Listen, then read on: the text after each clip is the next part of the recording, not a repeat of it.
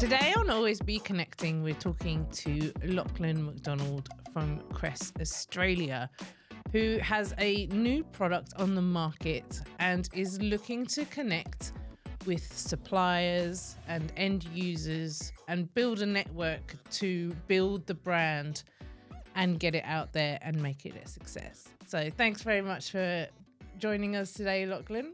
Pleasure, Lindsay. Tell us about Kress. How's it started and where is it at right now? Yeah, Kress is a new brand to the market in the outdoor power equipment industry. Kress is a brand that's been around for quite some time in Germany over many years. Started off as an electric tool brand and was acquired by Positech in 2017 and has just launched around the world as into the power equipment sector as a truly sustainable brand. Yeah. So it does have some history. It does have some foothold in the most definitely in the industry. Quite well known, particularly in Germany over many years. But we're looking to build a footprint here in Australia. Yeah. And so talk us through that. Like, so you joined at the end of last year? I joined April last year in readiness for the launch over here. We've had product in the market for just over 6 months now with a network of nearly 100 dealers. So, yes, it's been a long journey so far, but we're growing the momentum and pleasingly we've had some real wins out there. So okay. Is the word to use journey? That's the word I use as well. It's been a journey. I think you're 100% right, and I think all of us coming into this understand it's a long-term journey. It is. It's not going to happen overnight. I mean, it's a very competitive market out there, and certainly other competitors won't give up their share of the market very easily. Of course. We have disrupted the market. There's no question of that. But also I think the journey includes we're the new brand on the market. We've got to win the trust of all of our stakeholders, including our dealers and more so the commercial landscapers we're targeting out there. They use these tools as a tool of trade. They're earning money off them. We need to be out there to show them there's a proof of concept here and it will provide value in their businesses. So who are you connecting with? What's been part of the journey? Yeah, so when we launched, obviously, the first thing to do was importantly have a dealer network out there. So, again, as I said, we've got almost 100 dealers out there right now. Now, that's critical in our go-to-market. If we want to be serious players in the commercial landscaping market, we've got to be able to provide that support out there and bring those dealers on the journey with us. So, yeah, it's important that we're part of that. The landscapers that we are targeting, they're very much part of our focus. We did start after the acquiring dealers to actually run Kress events, get the tools into the hands of these landscapers, explain to them the value proposition, which is not just about the technology, which is first class. As I said, it's the most sustainable solution in the market. Yeah. And but it's also about what they can actually save in coming on board with Kress versus their current fleet. So all competitors go through this process, but it's just a case that you're confident in your product. You know it's a disruptor and it's going to help the end user. That it's making an impact to the industry that uses it. Most definitely. And I think the key is just trying to get all of our stakeholders to understand the true value of the actual proposition that we're offering here. Certainly, we are chasing at the forefront of the megatrend that the whole world's going through at the moment in electrification, sustainable solutions. But probably where we do have a point of difference is on a couple of things. It's first of all, we truly are the first real alternative to commercial petrol power products. Okay. So that's a very important one. So and the other one is, as I said before, the value proposition to our stakeholders and the people who use our tools. We believe if they come on board, they will actually be far better off financially in their businesses. Yeah. But like you could have the best product in the world, but without a network of connections and building that support and empowerment of it, of sort of every stage of it, you're not going to win. Hey, You're 100% right. And this is the thing. If we went to market just chasing the coalface out there and these commercial landscaper customers that we want to be an integral part of, it won't succeed. And the reason is it's multifaceted. We need to provide support to these guys. So that's where our dealers are critical in the process too. Also, getting that reach to market, you need that. We're a big country. There's many different local applications and sites. So our dealers know their local markets better than we do. So we need to rely on their knowledge to actually capitalise on that and also help them leverage the opportunity as well. So yes, you're quite right. We can't just target one aspect. We've got to be doing everything at once, which is in a new business. There's a lot of work. There's a lot of hours. But bit by bit, we are building the engagement, which is important, and the engagement's the key here. Okay. Because so you're fully prospecting. This is like full on going hard on that area and building your relationships. So like what levels are there of that? So you go for coffee with some people, you go to golf with some people, you implement a customer support system for some people. Like, so there's tech and there's real life. Like, so what levels do you see? It's a really good point, because I think a lot of businesses are at risk of going down this one size fits all. We don't have that luxury yet. We're not a known brand in the market. Yeah. We are starting to get some traction, no question, and cut through, but we have to be adaptable. We have to resonate with what's important to both our dealer network and, more importantly, our customers in the coalface. So it varies. We have to, in some cases, you might be at a trade show, for instance, where those key landscapers attend. So we know what the messaging is there, so we capitalise on that where we see our brand fitting in. In other occasions, it might have come out of a cold call, and we've just established a relationship in that way.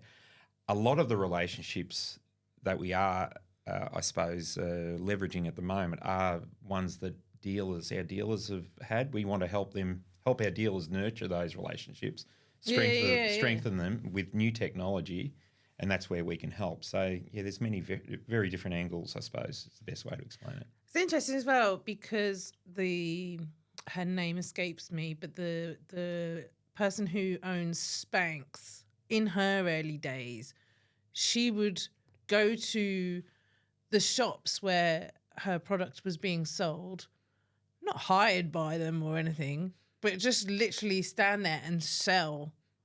Like, it wasn't planned. Yeah. It wasn't anything, but she was going straight to the customers and like explaining the product and like showing them what it does and stuff, because otherwise your product is third shelf down. No one's ever going to see it. No one's ever going to know.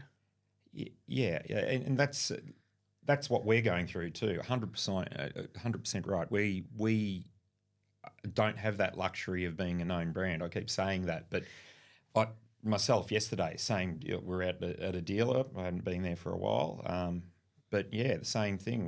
We take every opportunity to train our dealers. If there's a customer there, we assist with that. We can't sit back and just hope it happens. We've got to be proactive in every facet that we're involved in at every level. So and I think that's also quite an important thing, because we need to understand what our customers are challenged with, and B, also our dealers. Because if you don't understand that, how are you going to optimise your brand out there?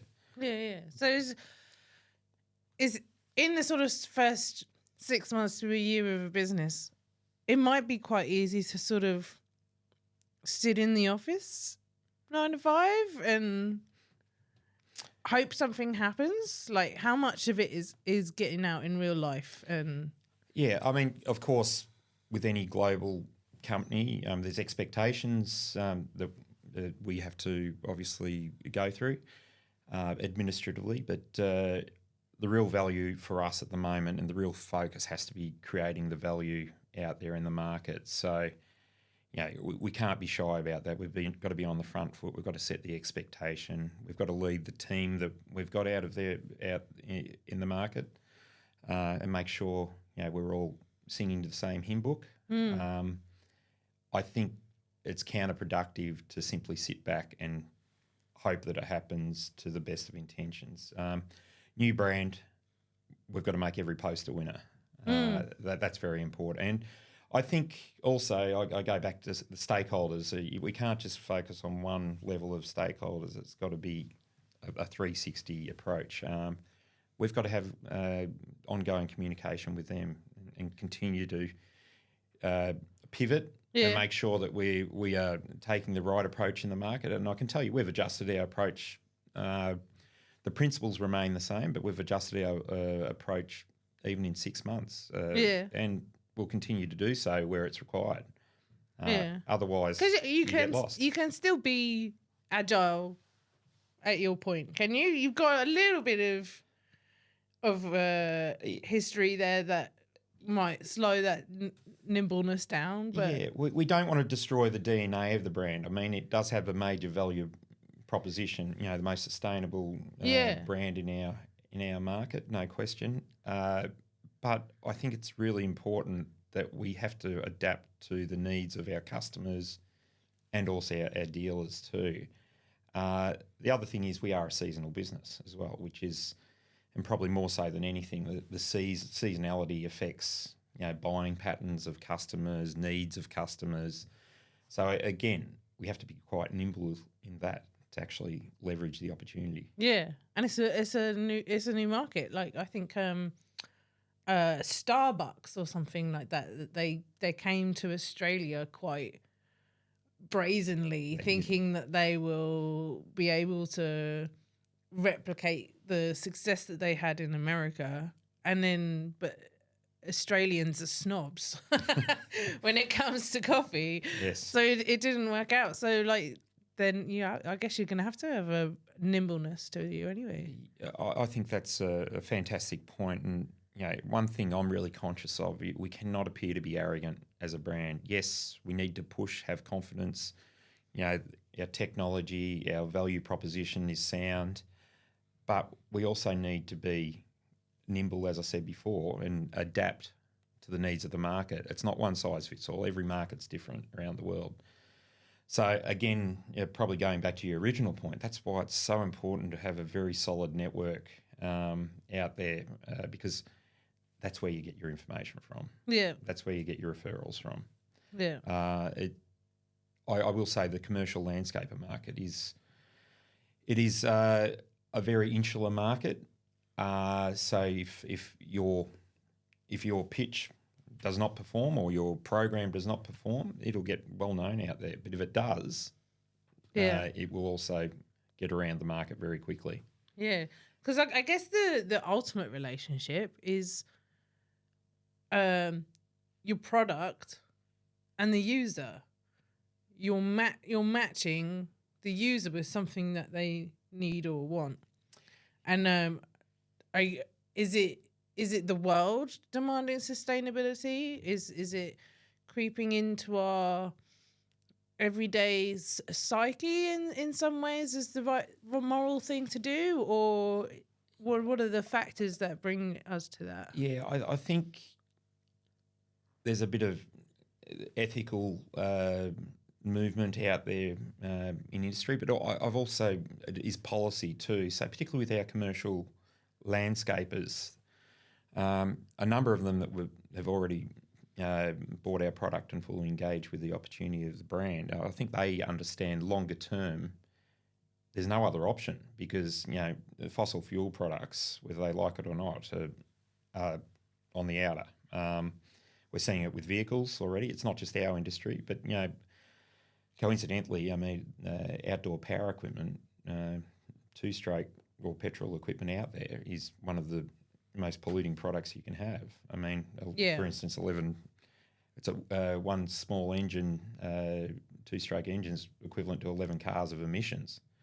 So I think from a landscaper point of view, that journey to the transition, and a big slogan within the brand is "Be the Change," meaning capitalise on the mega trend that is electrification.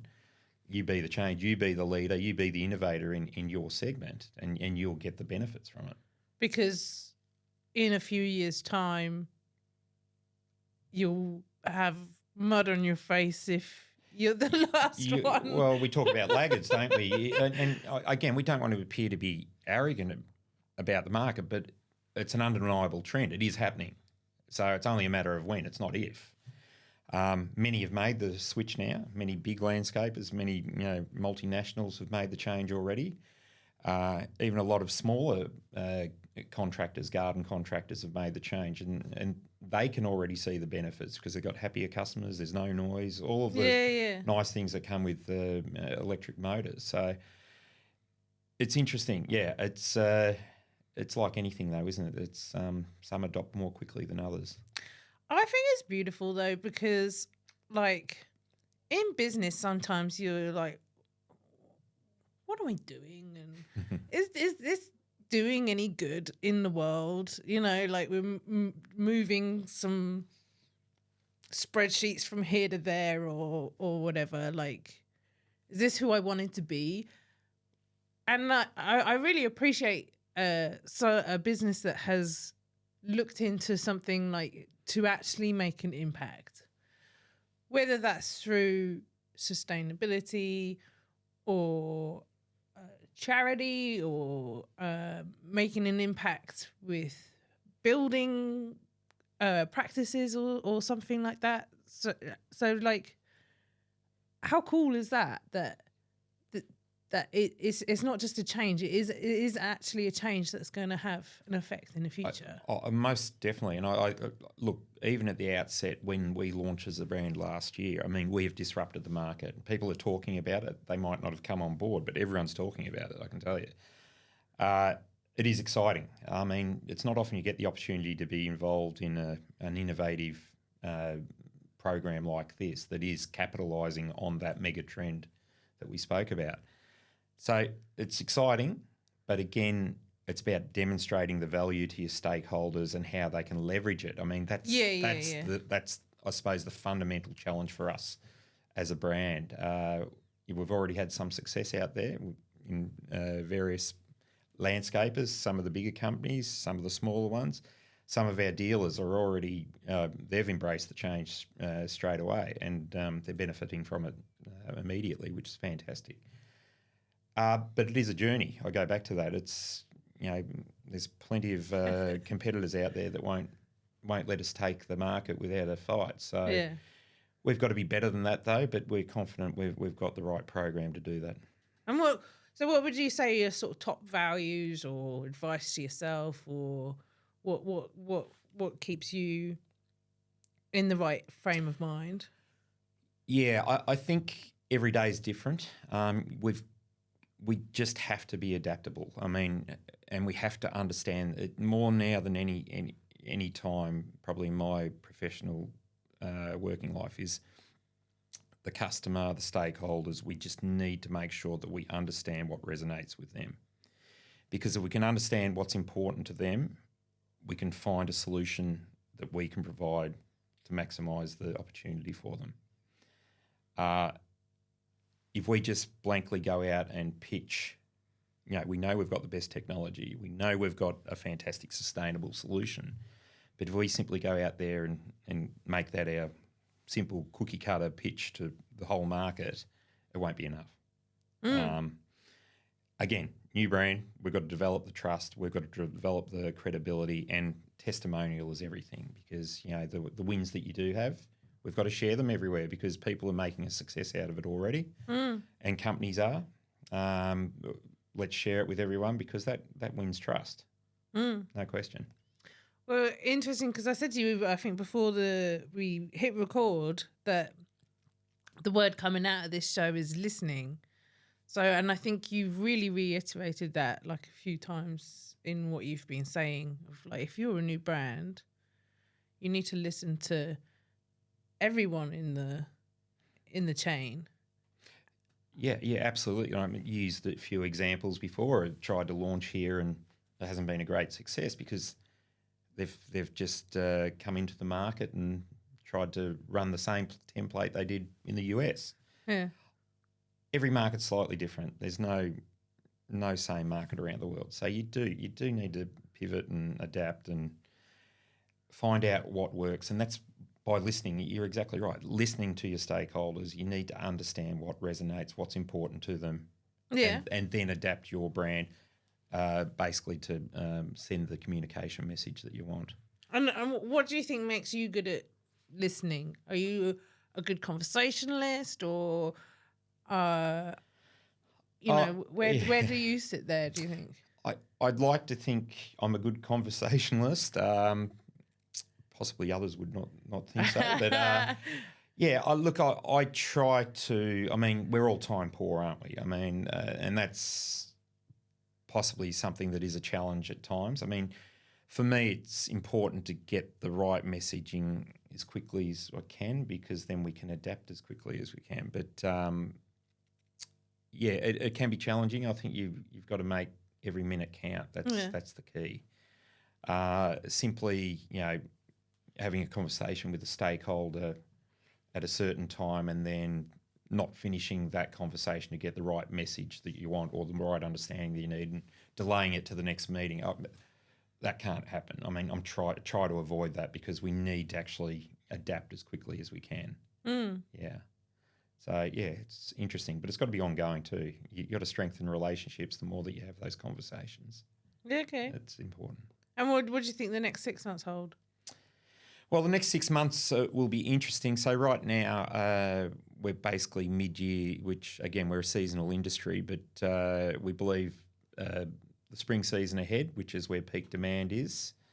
Having said that, a lot of commercial landscapers, they buy year-round, depending on the job and site, and as their current fleet depreciates.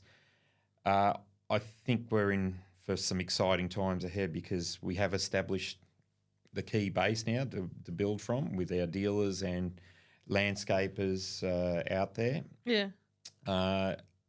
It's going to be a hectic season ahead, I think, but for the right reasons. You're in for the ride. Definitely in for the ride. And, I mean, we've got a great brand out there. It's about engaging those stakeholders. That will continue. That's really cool, because, it's like you got the sort of fear and excitement of doing something new, but then you've got the slight hand of support from your international brand. Yes. So you got the best of both worlds there, really. Yes, and I think the global brand has been exceptionally helpful in the launch here. I mean, probably what we need to be better at is communicating the market needs here. I think all global businesses go through this. Every market's different. Yeah. And always headquarters has an idea of what they want every market to appear. But I think you can hit a happy medium there somewhere. We don't want to undermine the brand principles and their value proposition. They're sacrosanct. Yeah. But I think what we can do is provide a better understanding of the market needs, what our customers think, what our stakeholders think, because with that we can actually, like I said before, pivot and provide the right solution. Yeah, very good. Very exciting. It is, yeah. Yeah, and so if people want to find out more about your products, give us some social websites. Yeah, so if they go to kress.com, basically all of our dealers are listed on there too. We'd welcome the opportunity for everyone to try our products. So please get in touch, have a look on the website. What are the key features to it? So it's sustainable, so you've ditched the petrol? Yeah, we've never made a fueled product as a brand. So in this market, we're very proud of that history. All the nice things, sustainable. For a landscaper, our commercial range is definitely a winner. Return on investment, there's nothing that can beat it. So long road ahead, and we offer the peace of mind too, particularly in that range. We've got fantastic commercial guarantees on the product. The longevity, that means less landfill. Yeah. Eight-year commercial warranty on our Cyberpack batteries, which is best in the market. Bottom line. Very good. Thanks for coming by. No Really problems. enjoyed talking to you. Thank you, Lindsay.